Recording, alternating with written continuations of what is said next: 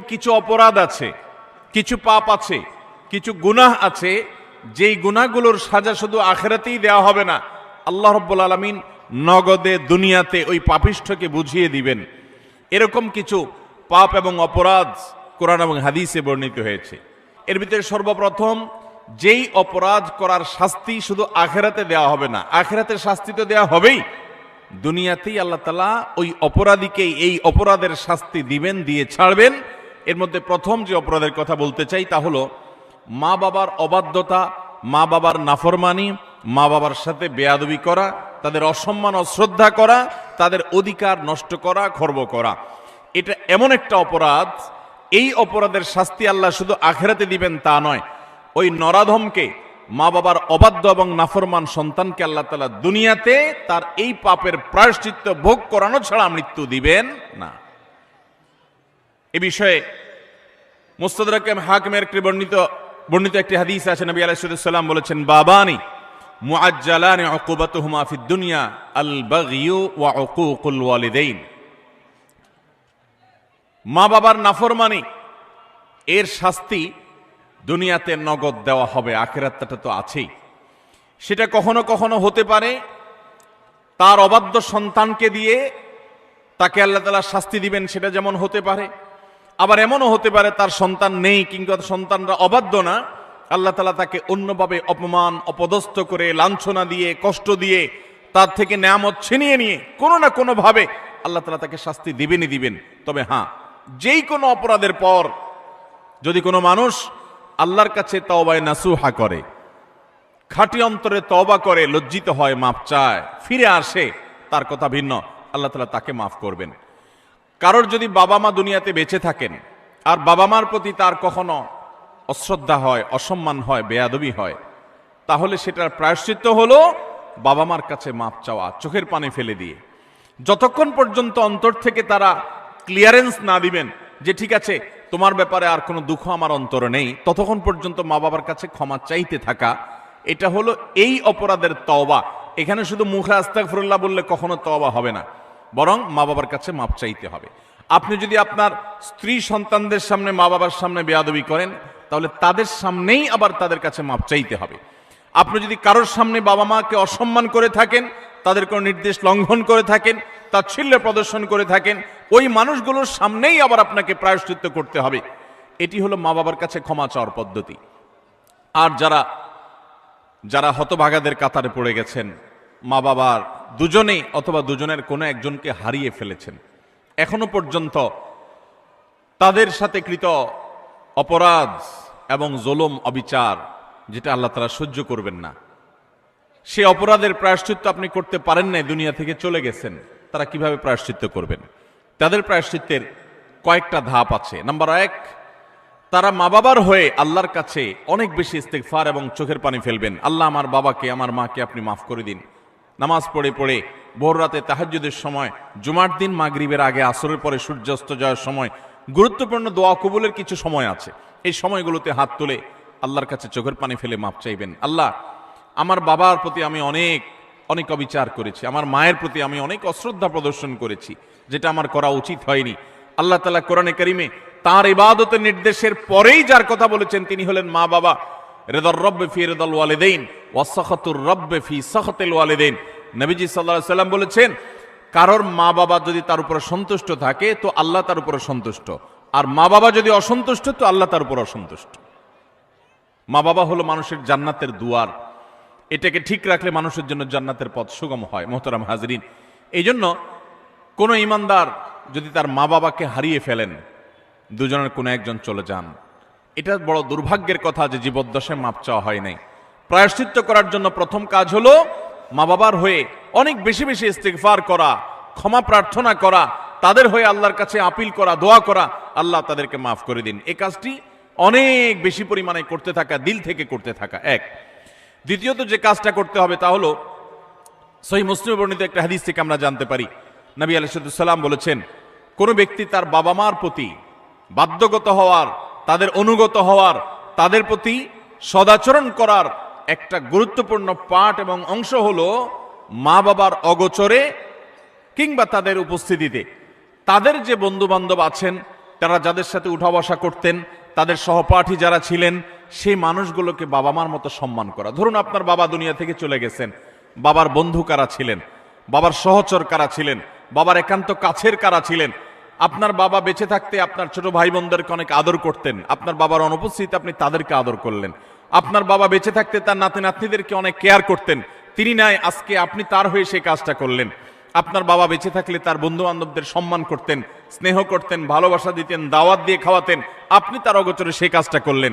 এভাবে আপনার বাবা মা দুনিয়া থেকে চলে যাওয়ার পরও তাদের পক্ষ থেকে এই কাজগুলো করার মাধ্যমে আপনি বিররুল ওয়ালিদাইন বা মা বাবার প্রতি সদাচরণের কাজটা আঞ্জাম দিতে পারবেন।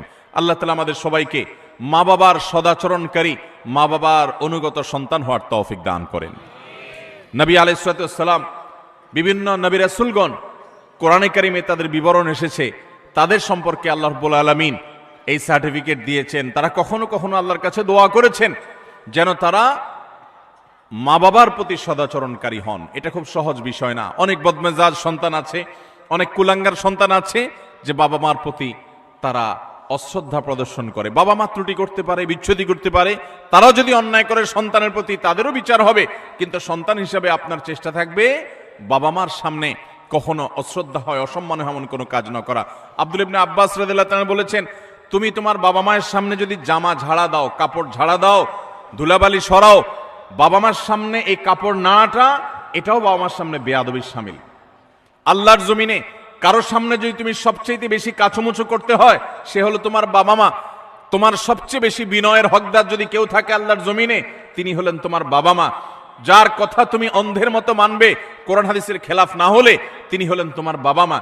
এই জায়গাটা আর কারোর জন্য হতে পারে না। অথচ আজকাল বেশিরভাগ যুবক, বেশিরভাগ কিশোরদেরকে দেখবেন যে আল্লাহর জমিনে যার চাইতে সবচেয়ে বেশি, যার সঙ্গে সবচেয়ে বেশি ঝাড়ি মেরে কথা বলা যায়, তারা মনে করে তিনি হলেন কে? মা। সবচেয়ে বেশি ঝাড়ি যাকে দিয়ে আমাদের আজকাল কিশোররা, যুবকরা কথা বলে, তিনি হলেন কে? হতভাগা মা। আল্লাহ রাব্বুল আলামিন আমাদেরকে মানুষ হওয়ার তৌফিক দান করুন, মুসলমান হওয়ার তৌফিক দান করুন। মা বাবার মর্ম ততক্ষণ পর্যন্ত মানুষ বোঝে না যতক্ষণ পর্যন্ত সে বাবা মা না হয়েছে। আল্লাহ তাআলা আমাদেরকে বাবা মার কদর করার তৌফিক দান করুন। তাহলে এক নম্বরের অপরাধ পেলাম আমরা, বাবা মার প্রতি যদি কেউ অবজ্ঞা করে, অশ্রদ্ধা করে, অসম্মান করে, তাদের কথা না মেনে চলে, লঙ্ঘন করে। হ্যাঁ, তারা কোনো অন্যায় কথা বললে সেটা মানা যাবে না, ন্যায়সঙ্গত কথা বললে সেটা মানতে হবে। এই ক্ষেত্রে যদি কেউ ত্রুটি করে, বিচ্যুতি করে, বাবা মার অবাধ্য হয়, তার এই শাস্তি আল্লাহ শুধু আখিরাতেই দিবেন তা নয়, দুনিয়াতে তাকে এর জন্য প্রায়শ্চিত্ত ভোগ করতে হবে। তবে যদি সে মাফ চেয়ে এটাকে সুরাহা করে ফেলে এবং এটা ক্ষমা চেয়ে নেয়, তাহলে আল্লাহ তাআলা আশা করা যায় মাফ করবেন। নাম্বার 2, কারোর প্রতি জুলুম, কারোর প্রতি অবিচার, গায়ের জোর খাটানো, মাস্তানি গুন্ডামি করা, প্রভাব প্রতিপত্তি দেখানো, যে কাউকে দুর্বল পেয়ে তার উপরে চড়াও হওয়া, কাউকে ঠেকিয়ে ঠকিয়ে নিজের কাজ সিদ্ধ করা, এই মানুষের প্রতি জুলুম, অবিচার, এটার শাস্তি আল্লাহ তাআলা দুনিয়াতে দেন। পৃথিবীর ইতিহাসে এমন একজন জালেম দেখাতে পারবেন না যে জালেম জুলুম করেছে আর তার প্রায়শ্চিত্ত তাকে দুনিয়াতে পেতে হয়নি। পৃথিবীর ইতিহাসের সর্বপ্রথম জালেম, মানব সভ্যতার, মানব ইতিহাসের সর্বপ্রথম জালেম ছিল কাবিল, আদম আলাইহিস সালামের ছেলে কাবিল। সে জুলুম করেছে নিজের আপন ভাই হাবিলের প্রতি। আল্লাহ তাআলা তার মুখ সম্মোচন করে দিয়েছেন, তাকে অপমান অপদস্থ করেছেন, তার এই কুকর্ম আল্লাহ তাআলা ফাঁস করে দিয়েছেন। এটি ছিল আল্লাহর পক্ষ থেকে তার জন্য দুনিয়ার শাস্তি, আখিরাতের শাস্তি তো আছেই। পৃথিবীর ইতিহাসে বহু জালেম গিয়েছে, নমরুদ জুলুম করেছে, আবু জাহাল জুলুম করেছে, উতবা সাহেবা জুলুম করেছে, অনেক পরাশক্তি জুলুম করেছে। আল্লাহ তাআলা তাদের প্রত্যেককে অপদস্থ করেছেন, অপমান করেছেন, তাদের মুখ সম্মোচন করেছেন, তাদের শাস্তি দিয়েছেন। তবে আল্লাহ ছাড় দেন, আল্লাহ ছাড় দেন। আল্লাহ বলেছেন ইন্নামা নুমলি লাহুম, আমি ছাড় দিয়ে রাখি, ইন্না কাইদি মাতিন। ছাড় দেওয়ার পরে যখন ধরি, সে ধরাটা হয় বড় শক্ত, সেটা থেকে বাঁচার কোনো উপায় থাকে। জুলুম এমন অপরাধ, কোন মুসলমান যদি কোনো হিন্দুর প্রতি জুলুম করে, কোন নামাজি মানুষ যদি কোনো বেনামাজির প্রতি জুলুম করে, কোন ধার্মিক মানুষ যদি কোনো অধার্মিক মানুষের প্রতি জুলুম করে, তারপরও আল্লাহ তাআলার সাহায্য ওই মাজলুমের প্রতি থাকে, হোক সে অমুসলিম, হোক সে অন্য ধর্মের মানুষ। কারণ জুলুমকে আল্লাহ কখনো সহ্য করেন, ভাইরা আমার, পশু পাখি তাদের কোনো জান্নাতও নাই, জাহান্নামও নাই। পশু পাখির কোনো জান্নাত জাহান্নাম আছে? তাদের কোনো ইবাদত বন্দেগী আছে? আল্লাহ তাআলা কিয়ামতের দিন গরু ছাগলকে জিজ্ঞাসা করবেন, তোমার যৌবনকাল কিভাবে কাটাইছো? ঘাস খায় কাটছো নাকি শুয়ে শুয়ে কাটছো? আল্লাহ জিজ্ঞাসা করবেন। জিজ্ঞাসাবাদ হবে মানুষের এবং জিনের। পশু পাখির কোনো জিজ্ঞাসাবাদ হবে? পশু পাখির আল্লাহ জিজ্ঞাসা করবেন ঘাস বেশি খাইছো কিনা, অপচয় করছো কিনা। তোমার মালিক তোমাকে ঘাস খাইতে দিছে, অর্ধেক খাইছে আর অর্ধেক ফালাইছো, অপচয় করছো, জবাব দাও। এরকম কোনো কথা আছে হাদিস কোরআনে? নাই। তাদের কোনো বিচার নাই। কিন্তু জুলুম এমন অপরাধ, পশু পাখি পর্যন্ত একজন আরেকজনের প্রতি যদি জুলুম করে, একটা গরু অন্য গরুটার উপরে চড়াও হয়ে তাকে আক্রমণ করে রক্তাক্ত করে ফেলেছে, গায়ের জোর ছিল। একটা ছাগল শিং ছিল আর একটা শিং ছিল না, যার শিং ছিল সে শিং দিয়ে গুতগুতি করে অন্য আরেকটা ছাগলকে আহত করেছে, আঘাতপ্রাপ্ত করেছে। একটা মোরগ অন্য মোরগের প্রতি অবিচার করেছে। নবী করিম সাল্লাল্লাহু আলাইহি সাল্লামের সুস্পষ্ট হাদিস পাওয়া যায়, কিয়ামতের ময়দানে এই পশুগুলোকে আল্লাহ তাআলা মাটি হওয়া থেকে আবার পুনরায় সৃষ্টি করবেন এবং দুনিয়াতে যে যার প্রতি অবিচার করেছে সেই অবিচারের বিচার আল্লাহ করবেন। যে এখন তুমি যে দুর্বল ছিল সে সবল যে তার প্রতি জুলুম করেছে, তার প্রায়শ্চিত্ত স্বরূপ তাকে সে গুঁতো মারবে এবং এর শাস্তি পাবে। এরপর আল্লাহ বলবেন কুনু তুরাবা, তোমরা আবার মাটি হয়ে যাও, আবার তারা মাটির সাথে মিশে যাবে। অর্থাৎ তাদের কোনো বিচার নেই। কিন্তু পশু পাখিও যদি একে অন্যের প্রতি জুলুম করে, আল্লাহ রাব্বুল ইজ্জত তার বিচার কিয়ামতের ময়দানে করবেন। তাহলে মানুষের জুলুম এটা কত জঘন্য হতে পারে, কত ভয়াবহ হতে পারে। কোরআনে কারিমে আল্লাহ তাআলা বলেছেন ওমা রব্বুকা বিযাল্লামিল লিল আবিদ, তোমার রব আল্লাহ তিনি বান্দার প্রতি কোনো জুলুম করেন না। আল্লাহ হাদিসে কুদসিতে বলেছেন ইন্নী হারামতু যুলমা আলা নাফসি, আমি আল্লাহ বলেছেন তিনি আল্লাহ, তিনি তার নিজের প্রতি নিজে জুলুমকে হারাম করে দিয়েছেন। আল্লাহর উপরে কোনো হালাল হারাম করার কেউ আছে? হালাল হারাম করবে তো তিনি, যিনি মহান সৃষ্টিকর্তা, তিনি নিজে সৃষ্টিকর্তা, তাকে আবার হালাল হারাম বাতাবে কে? তার জন্য কোনো বিধিনিষেধ তো থাকার কথা নয়, কিন্তু তিনি নিজের প্রতি নিজে এটা আরোপ করেছেন যে আমি জুলুমকে আমার উপরে হারাম করে দিয়েছি। আজ সমাজের চতুর্দিকে তাকালে দেখবেন এই ভয়াবহ অপরাধ।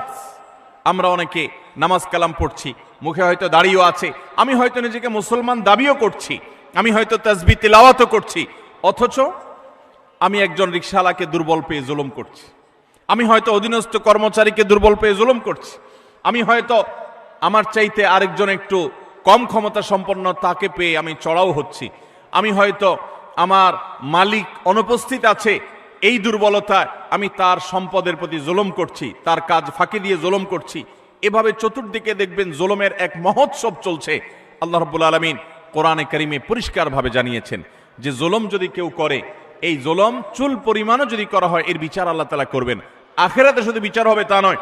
আমরা যে হাদিসটি আবু দাউদ এবং তিরমিজিতে পাই, সেই হাদিসে নবী সাল্লাল্লাহু আলাইহি ওয়াসাল্লাম বলেছেন মা মিন যামবিন আজদারু আন ইউআজ্জিলাল্লাহু লিসাহিবিহি আল উকুবা ফিদ দুনিয়া মা মা ইয়াদখিরুহু ফিল আখিরাহ মিসলাল বাগয়ি ওয়া কাতিআতির রাহম। জুলুম এবং অবিচার যদি কেউ করে তো এর শাস্তি আখিরাতে যা আল্লাহ রেখেছেন তা তো হবেই, দুনিয়াতে নগদ শাস্তি ভোগ করা ছাড়া মানুষ পা নাড়াতে পারবে না। একজন জালিম দেখাতে পারবেন না যে জালিম জুলুম করতে করতে হাসতে হাসতে দুনিয়া থেকে চলে গেছে, তার ভেতরে ত্রাস সৃষ্টি হয়েছে, কোনো না কোনো ভাবে আল্লাহ তাআলা তার জীবনটাকে জীবন্ত জাহান্নাম করেছেন, অথবা অপমান অপদস্থ করেছেন, বা ভেতরে ভেতরে শাস্তি দিয়েছেন। এই শাস্তি ভোগ করা ছাড়া কোনো জালিম যেতে পারে না। এই জন্য ভাইরা আমার, কারোর প্রতি যদি জুলুম হয়, বিশেষ করে আমাদের তরুণ বন্ধুদেরকে আমরা বলি যে কয়েকজন বন্ধু যখন একসাথ হন শরীরের মধ্যে একটা ভাবসাব চলে আসে। কয়েকজন কলেজে পড়ুয়া বন্ধু, আজকাল কলেজে পড়া লাগে না, এখন কিশোর গ্যাং বাইর হইছে, পুস্কে পুস্কে 4-5 জন একসাথে হয়ে গেলেই মাস্তান হয়ে যায়, ঠিক না বে ঠিক? 4-5 জন একসাথে হলে শরীরে একটা ভাবসাব চলে আসে। একা একা যদি চায়ের দোকানে যান তো আস্তে করে খুব নরম সুরে বলেন মামু এক কাপ চা দেন। আর যখন 4-5 জন 6-7 জন একসাথে যান তো শরীরে ভাব চলে আসে।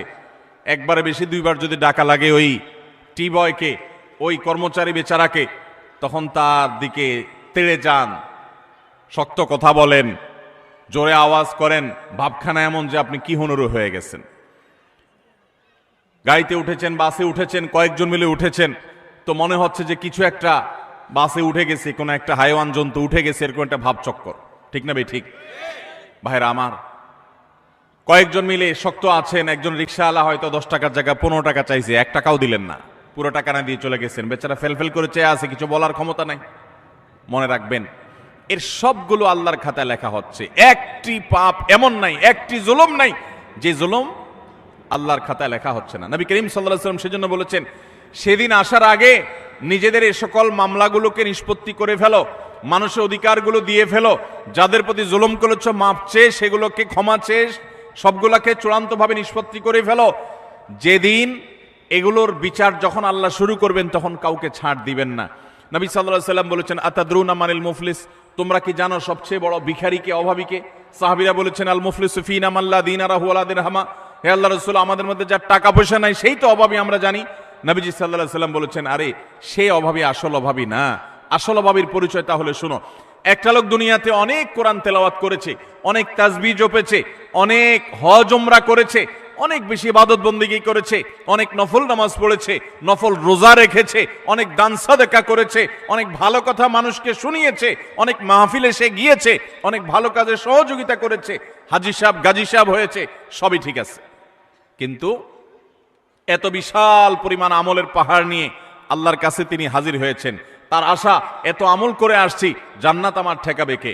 কিন্তু দেখা গেল দুনিয়াতে তার জীবদ্দশায়, কৈশোর বয়সে, যৌবনে, প্রাপ্তবয়স্কে, বৃদ্ধ বয়স্কে, বিভিন্ন পর্যায়ে এসে কখনো কাউ প্রতি অত্যাচার করেছে, অবিচার করেছে, কাউকে ঘাট ধাক্কা দিয়েছে, কাউকে একটা ঘুষি দিয়েছে, কাউকে একটা গালি দিয়েছে, কাউকে প্রতি অবিচার করেছে, কারোর প্রতি জুলুম করেছে, কখনো কাজের বুয়ার প্রতি করেছে, কখনো ড্রাইভারের প্রতি করেছে, কখনো অধীনস্থের প্রতি করেছে, কখনো আপন ভাইয়ের প্রতি করেছে, কখনো আপন বোনের প্রতি করেছে, কখনো নিজের স্ত্রীর প্রতি করেছে, কখনো হয়তো সন্তানের প্রতি করেছে, নানামুখী মানুষের প্রতি জুলুম করেছে।